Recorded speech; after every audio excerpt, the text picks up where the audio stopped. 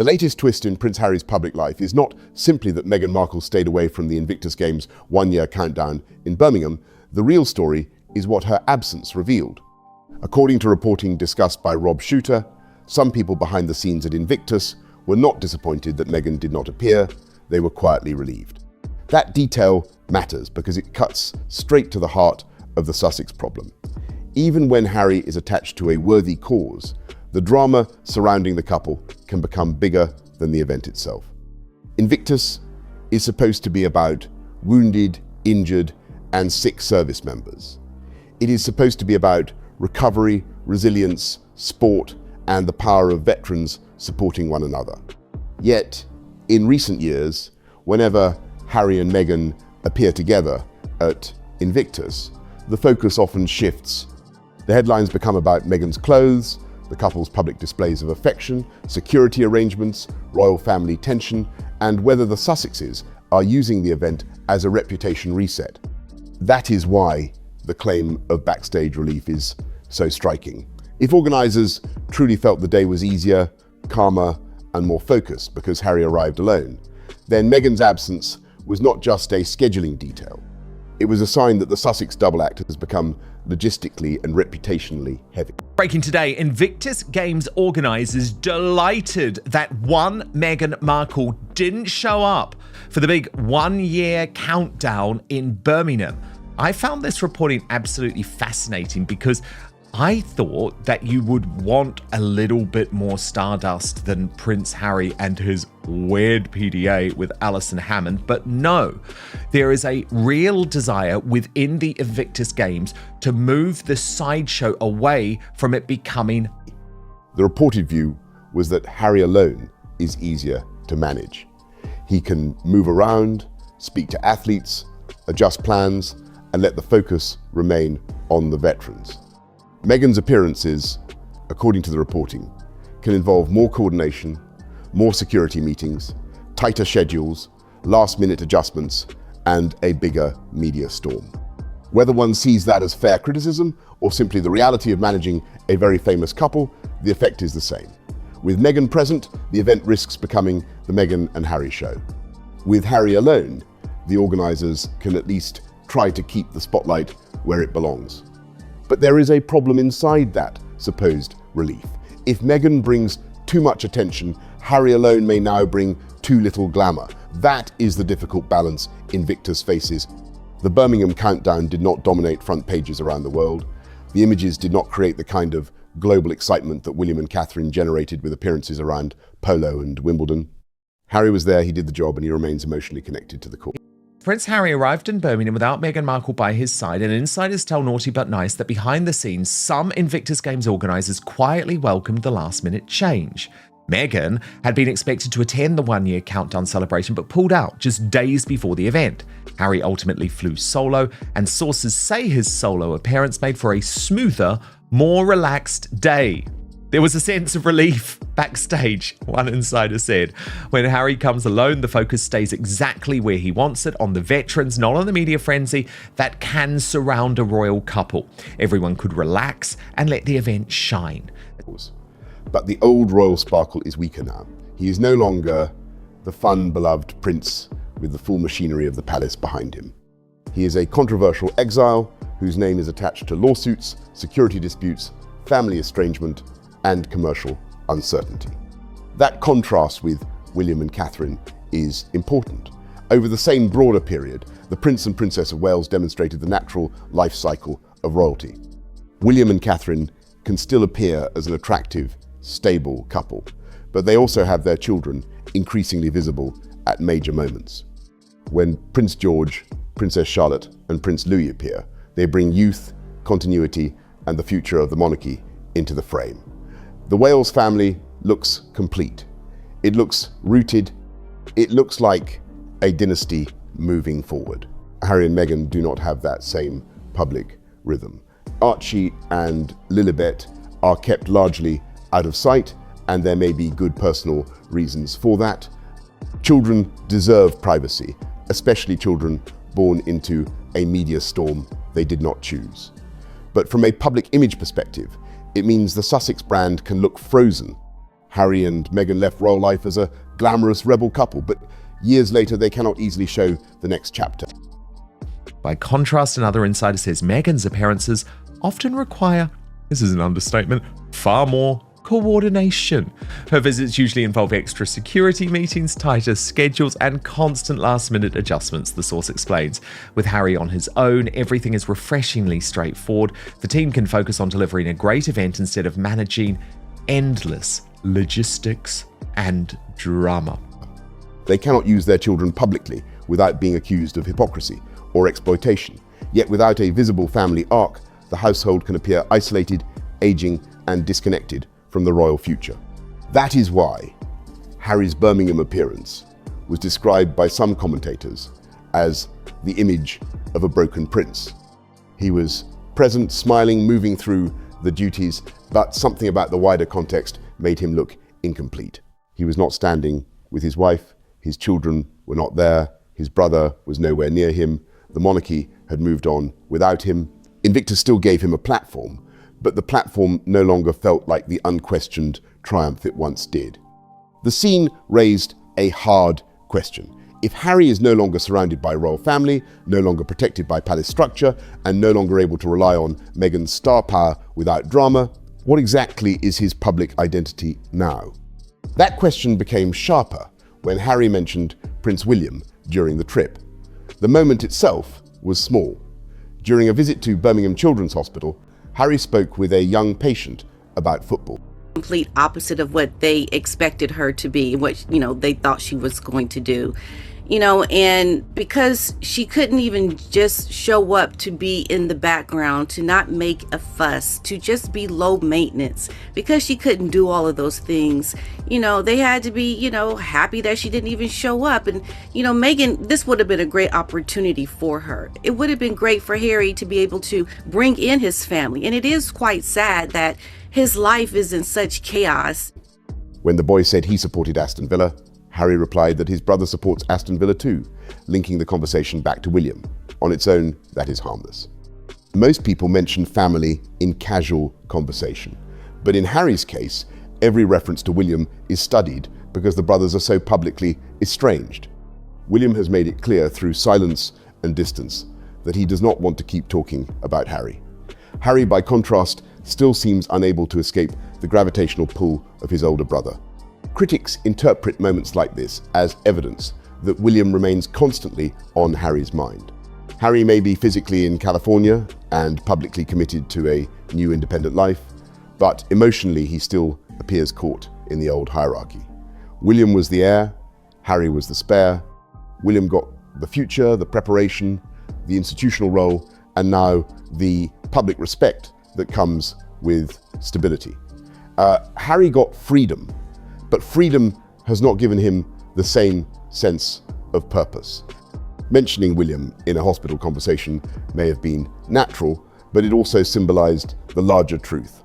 Harry is still living partly in William's shadow, even after trying so dramatically to leave. The problem is that William and Catherine have chosen a different strategy. They are not publicly engaging with Harry's commentary. They are not answering every provocation. They are not allowing the Sussex story to dominate their public work. William appears to have decided that the cleanest path is emotional distance and institutional discipline. For Harry, that silence may be painful. A fight requires two people. If William refuses to fight, Harry is left talking into the space where his brother used to be. This makes Harry's broader situation look even more unsettled. He seems to want several contradictory things at once. He wants a private life, but he remains in public conflict. He wants security in the United Kingdom, but he and Meghan have shown they can enter and leave Britain without being photographed or visibly endangered. He wants his children to have access to their grandfather, but the children's possible presence becomes part of public negotiation. He wants to be independent, but he continues to rely on royal connection for relevance. He wants to criticize British institutions, but he still holds constitutional titles linked to the crown. The security argument is especially weakened by the latest visit.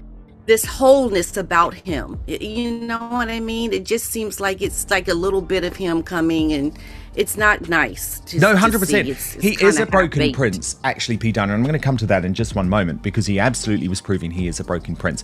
But I do also think what he's rejecting is the life cycle of royalty. So why does royalty work, P. Diner? Because as soon as the younger models, let's just be honest, and I'm pretty much the same age. Well, I'm right between William and Harry. So, I'm not. For years, Harry has argued that he and his family cannot safely return to the United Kingdom without the right level of protection.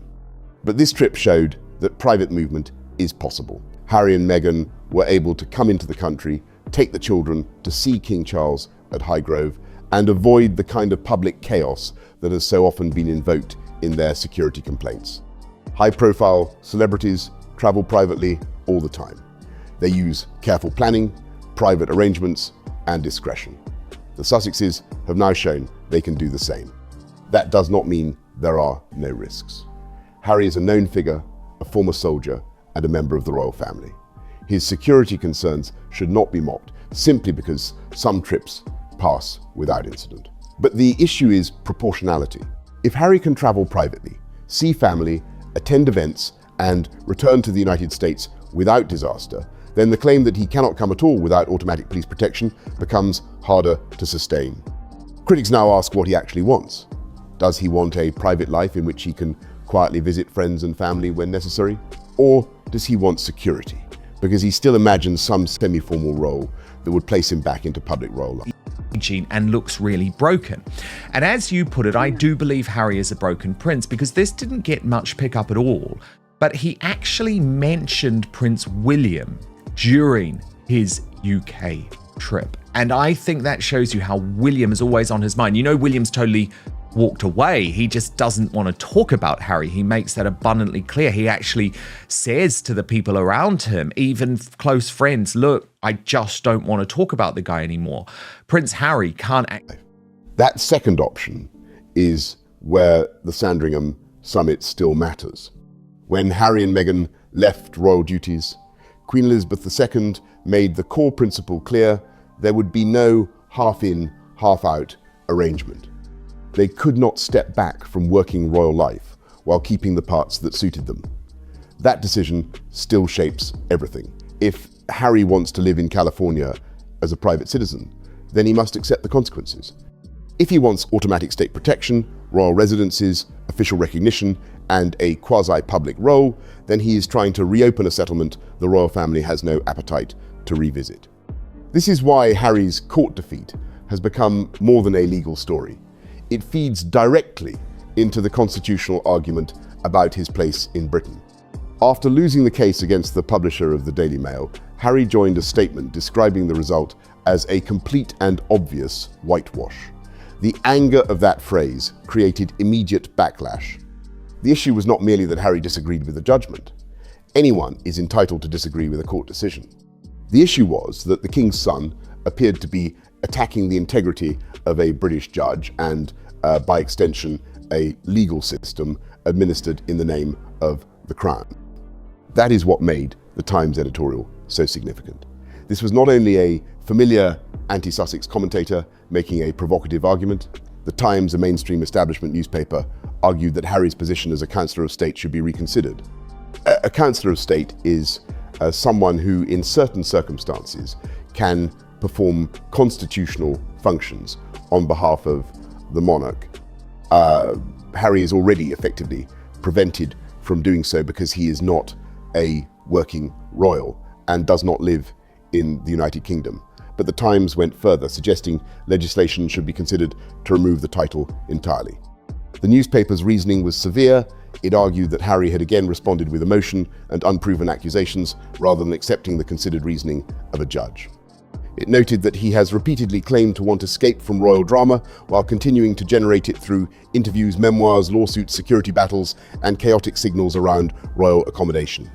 It also warned that his public attacks on institutions of the British state sit uncomfortably with any constitutional role attached to the monarchy. In plain terms, the argument was this: all the time. But unfortunately, Harry and Meghan are now stuck between a rock and a hard place, because it's like, well, what, you did come in and it was totally fine and you didn't have security, so what, you're going to continue this battle? Why? You said you hate the UK. You said you didn't want to have an official role here. What do you want? Do you know what I mean? Do you want a private life where you're safe and you can come and where you can see your friends and family? Or do you want the security so that you can undertake formal duties, in which case you've got to If Harry wants to publicly confront the press, the courts, and government decisions, he should not retain even a symbolic constitutional position. That argument is powerful because it separates family from state. Many people can understand King Charles wanting to see his son and grandchildren. Many can accept a private reunion at Highgrove, especially while the king is living with cancer. But that private compassion does not require Harry to keep a formal constitutional role. The family door and the state door are different doors. Charles can be a father without Harry remaining a constitutional spare part. Britain can wish Harry peace in private life while still saying he should no longer occupy any official role in public life. This is where Harry's behavior after the court ruling became so damaging. A man who may one day be asked, even hypothetically, to act in the monarch's name cannot lightly smear the courts. The monarchy survives by staying above day-to-day political and legal conflict. Harry has moved in the opposite direction. He sues, speaks, attacks, reacts, and frames himself as a crusader against institutions that he believes have failed him. That may be his right as a private citizen, but it is precisely why his remaining constitutional links now look inappropriate. The criticism is also tied to a broader view of Harry as emotionally governed. Commentators argue that he reacts from feeling rather than fact.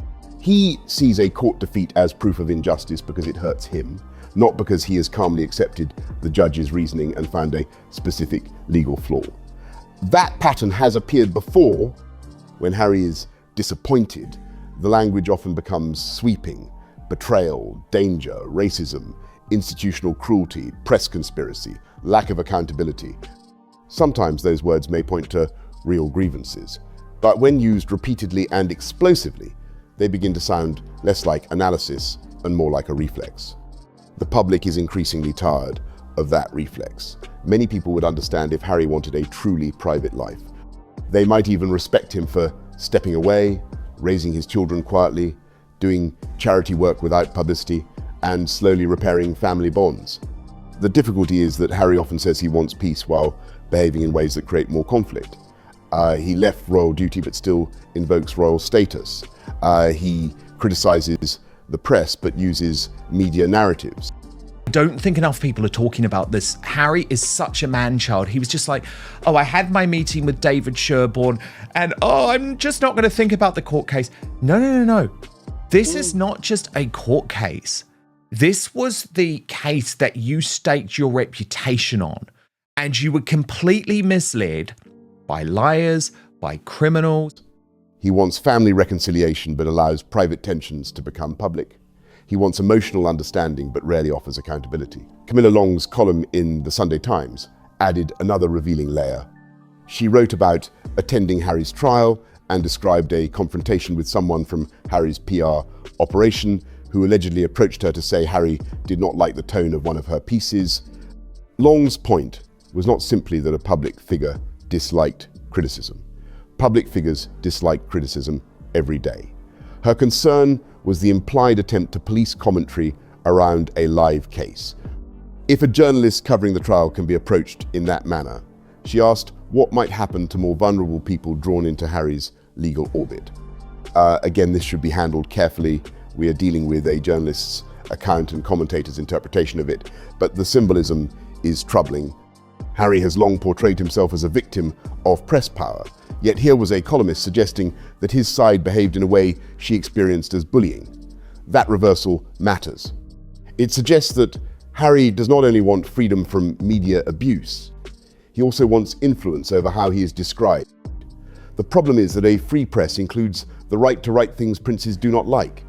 The Doreen Lawrence issue makes the legal aftermath even more sensitive. Baroness Lawrence, whose son Stephen Lawrence was murdered, is a figure who commands deep public sympathy. According to reporting cited in the discussion, sources close to Harry suggested he is protective of her and will not see her left out of pocket over the failed legal action. It was also reported that insurance was taken out to cover claimants and their lawyers in the event of losing, though further cost hearings could complicate the final position. The emotional framing is clear. Harry wants to be seen as looking after Doreen Lawrence. But critics ask a sharper question. If Harry encouraged or helped bring her into this case, what responsibility does he now accept for the stress, reputational strain, and possible financial uncertainty that followed? Saying he is protective is one thing. Paying the bills, if necessary, is another. The original commentary suggested that Harry may rely on others, such as wealthy allies, rather than putting his own money directly on the line. That is a claim of interpretation, not a proven fact. But it fits the wider criticism of Harry as someone who expects rescue when consequences arrive. Elton John was mentioned in that context because of his association with the case and his long history with Harry and Meghan. From the Times of London, so I'm just trying to paint the picture of why that is particularly significant. And I just want to read what they said, P. Diner. Rather than accept the considered opinion of a British judge, just as he did with previous proceedings which found in his favour, Prince Harry responded in a style all too familiar, lashing out with high emotion and unproven accusations. In a joint statement with Baroness Lawrence of Clarendon, whom he was said to have encouraged into the case, he described The suggestion from commentators was that Elton may not be willing to act as a financial safety net for Harry. Whether the details are fully accurate or not, the point being made is broader. Harry cannot assume forever that famous friends, royal relatives, publishers, streamers, or taxpayers will absorb the cost of his decisions.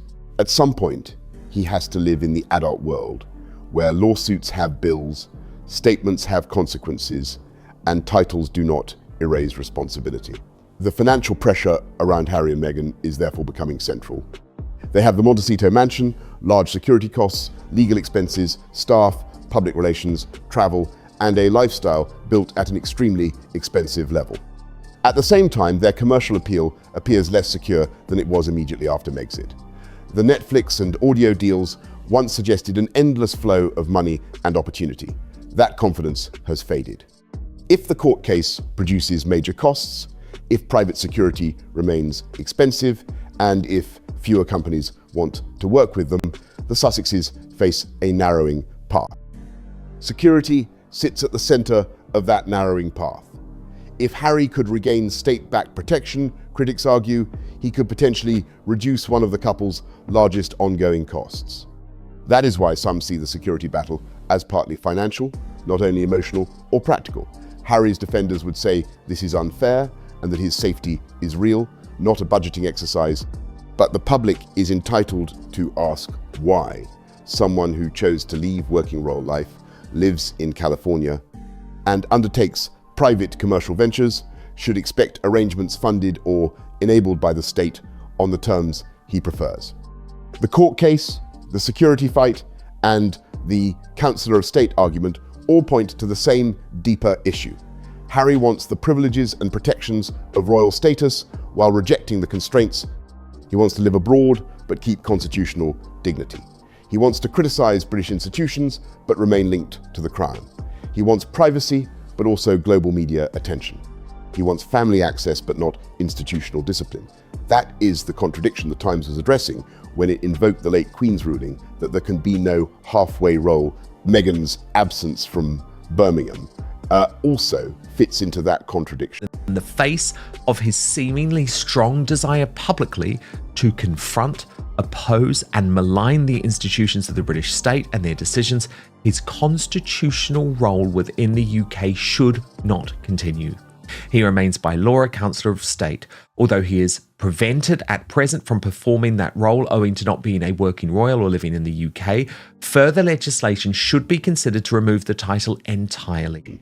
If she had attended, she might have shown that she could support Harry quietly, stay in the background, and allow the veterans to take centre stage. That could have helped her.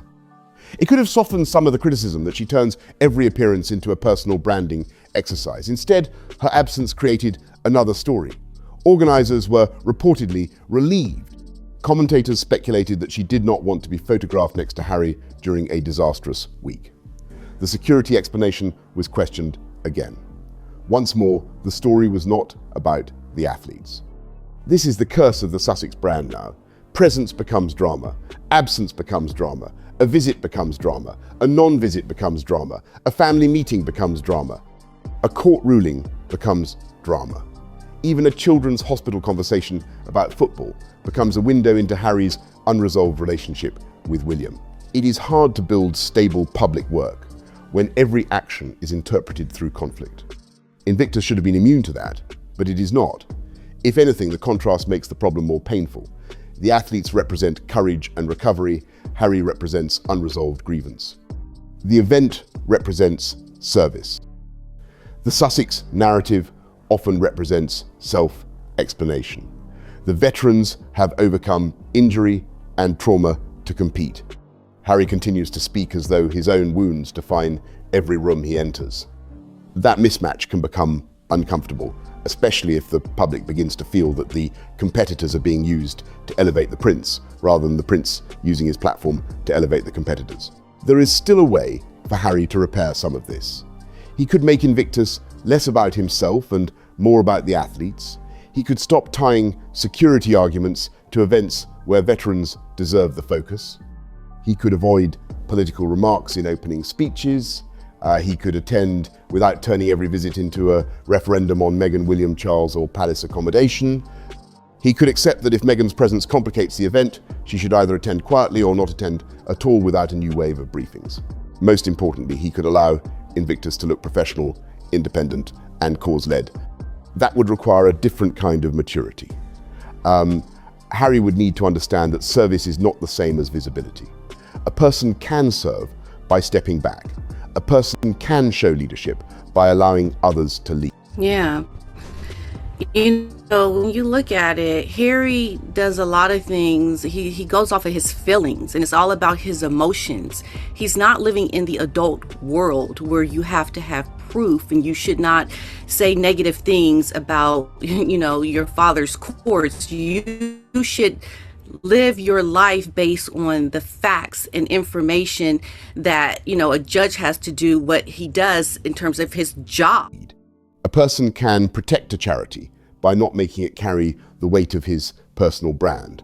For someone raised inside royal spectacle and now living inside celebrity culture, that may be difficult. But it may be necessary if Invictus is to remain credible. The Birmingham countdown should have been a simple good news moment. The games are coming, veterans are preparing, the city is involved, the mission continues. Instead, the discussion became Meghan's absence, organisers' relief, Harry's fading glamour, William's shadow, security contradictions, a court defeat, a potential constitutional title removal, Camilla Long's courtroom account, Doreen Lawrence's costs, and the Sussex's finances. That is an extraordinary amount of baggage for one charitable event to carry. It is also a warning to every organisation still connected to Harry and Meghan. The Sussexes bring attention, but attention is not always helpful. They bring headlines, but headlines can hijack the purpose of an event. They bring fame, but fame can become volatility. If an organisation wants focus, calm, discipline, and message control, the Sussex Association may now be a risk as well as an asset. For Harry personally, the week exposed how little room he has left for error. The court case damaged him legally and reputationally. The Times editorial moved a once fringe argument into the establishment mainstream. The security argument looked weaker after a successful private visit. Invictus organisers were reportedly happier without Meghan present, but Harry alone did not create the kind of global excitement the event may need. William and Catherine looked stable and forward-facing by contrast. And the financial implications of legal costs and private security continue to loom. That is why the phrase "broken prince" resonates, even if it is harsh. Harry seems caught between identities that no longer fit. He is not a working royal, but he is not an ordinary private citizen. He is not fully British in daily life, but he does not look fully at home in California. He is not a constitutional actor in practice, but he still holds constitutional residue. He is not simply a philanthropist, because every cause becomes tied to his personal drama. And so again, I'm making it an assumption that it's Liam Maguire. She doesn't say that, but she says Harry's PR man rather than his lawyer. Swag it up to me, so arrogance, to tell me Harry didn't like the tone of one of my pieces. I had suggested the prince might be a liar. Who is Harry to enforce what is acceptable to think and what isn't? He doesn't even live here. If his team had time to try and bully me, what would they do to other more vulnerable people? He is not simply a celebrity, because he still expects royal deference. He is not simply a victim, because he has made powerful choices that affected many others. The tragedy is that Harry still has qualities that could be useful. He can connect emotionally. He can speak to veterans with a sincerity that feels rooted in his own military experience. He can draw attention to causes that matter. He can be warm with children and informal in a way that once made the public love him. But those strengths are being buried under conflict, entitlement, and the inability to accept limits. The more he fights every boundary, the smaller his world becomes. King Charles's private meeting with Harry and the children may have been humane, but it does not solve the wider problem. Charles can see his grandchildren and still refuse a half-in, half-out arrangement. He can love his son and still protect the institution. He can be compassionate privately while allowing Parliament or advisors to consider whether Harry's remaining formal status is appropriate. That distinction may become increasingly important as the next phase unfolds. William, meanwhile, is unlikely to move quickly. If anything, Harry's latest behavior gives William more reason to maintain distance. A brother who invokes William casually during a hospital visit, while the broader Sussex ecosystem continues to generate stories about family rifts, may not look like someone ready for quiet reconciliation. William has a wife, children, and future reign to protect. He does not need to respond to every emotional signal from Harry. His silence may be cold, but it is also effective.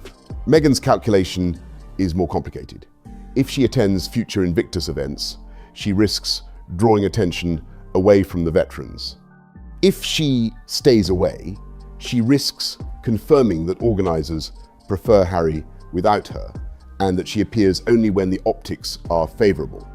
If she uses friendly media to explain her absence, she feeds the belief that every Sussex move becomes a managed narrative. There is no easy answer because the brand has become overexposed. The cleanest answer would be genuine restraint, but restraint has rarely been the Sussex's strongest tool. The Doreen Lawrence question will also continue to matter. If costs become significant, the public will watch how Harry handles responsibility. Protecting someone in principle is easy to brief. Protecting someone financially is harder. If insurance covers the relevant costs, Harry may avoid the worst of the issue. If further disputes arise, the moral pressure on him will increase. Either way, the case has already raised uncomfortable questions about whether Harry drew respected figures into a legal battle driven partly by his own vendetta against the press. That word, vendetta, is strong, but it captures the tone many critics now hear. Harry's war with the press may have begun from real pain, but it has become all-consuming. It shapes his lawsuits, interviews, memoir, security claims, and worldview. Yet the more he fights, the more he risks looking trapped by the very forces he says he wants to escape. He cannot build a peaceful future if every road leads back to the press, the palace, the courts. And William, this is why the next chapter matters so much. Harry needs a plan that is not just another reaction. He needs a stable role, a financial strategy, a family strategy, and a public posture that does not depend on grievance. Invictus could still be part of that, but only if he protects it from the Sussex circus. Britain could still be part of his life, but only if he accepts the limits of private status. To see her out of pocket. Hearings later this month will begin to hammer out the cost of the case. Insurance was taken out to cover the claimants and their lawyers in the event of losing the action. The court approved budgets of £4.1 million for the claimants and £4.4 million for A&L, which would be covered by the insurance. The judge, Mr. Justice Nicklin, could, however, rule that the claimants' team should pay more of A&L's bill. The Times also reported it was possible the claimants and insurers could challenge their policy, but there is no suggestion it wishes to do so. But it's like, okay, Harry, so you're protective of Doreen Lawrence, well, you've completely destroyed her. His father could still be part of his emotional world, but only if Harry stops creating constitutional embarrassment around him. William might remain beyond reach, but Harry can at least stop reopening the wound in public. The public has changed too. There was a time when Harry and Meghan could present themselves as courageous truth-tellers, and much of the world would lean in. That moment has passed. Now the audience is more skeptical. People notice the contradictions. They notice when security fears are followed by smooth travel. They notice when privacy claims are followed by magazine narratives.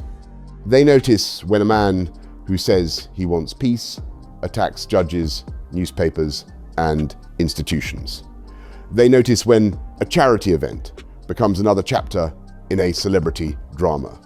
So, the latest Birmingham episode is bigger than Meghan not showing up. It is a snapshot of where the Sussexes now stand. Meghan's absence may have made the day easier, but it also exposed how difficult her presence has become.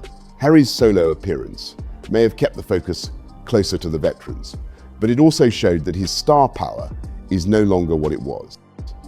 His mention of William may have been casual, but it reminded everyone that the brother he left behind still defines him. His successful travel may have been private and safe, but it weakened his security argument. His court statement may have been emotional, but it strengthened calls to strip away his remaining constitutional role. At the center of it all is one unresolved truth. Harry and Meghan wanted freedom from the royal system without losing the benefits of royal association. That bargain is collapsing. The palace is quieter. William is colder. The press is less deferential. Sponsors and organizers are more cautious. The public is more skeptical. Legal costs are real. Security bills are real. And the glow that once surrounded the Sussexes is fading into something much harder to sell. The way forward is not complicated to describe, but it would be difficult for them to live. Less briefing, less drama, less public emotional reaction, more humility, more private repair, more serious work, more acceptance that leaving the royal family changed the rules permanently. Harry cannot keep demanding adult status while behaving as if consequences are optional. Meghan cannot keep relying on royal glamour while treating royal connection as a public relations tool. To take care of it, and usually they do, and that's been the problem, so finally I think he's met the end of the road here, and there's not going to be a solution for him. What is he going to actually do now? Where he's going to get this money? How is he going to protect Miss Lawrence? Like how? Like with what money? Yeah. Like, you're speaking off the side of your face right now, Harry. What's Exactly. your solution? Money, let's be honest, you don't have, because you've created this. Invictus cannot keep absorbing Sussex turbulence if it wants to remain athlete-centered and respected. For now, the image is stark. Meghan absent, organizers reportedly relieved, Harry present but diminished, William silent, Charles cautious, the Times sharpening its argument, and the legal bills still waiting in the background. It is a week that sums up the Sussex story perfectly. Every attempt at a reset creates another round of questions. Every move meant to show strength reveals vulnerability. Every claim of wanting peace arrives wrapped in conflict. Harry may still believe he can find a way back into public respect without giving up the habits that damaged it. But respect will not be restored through court statements, security demands, emotional briefings, or symbolic appearances. It will be restored, if at all, through discipline, through consistency, through service that does not need applause, through accepting that the royal life he left cannot be rebuilt on his terms alone. Until then, even Invictus, the cause that once made Harry look whole, will continue to reflect the fracture at the center of his post-royal life.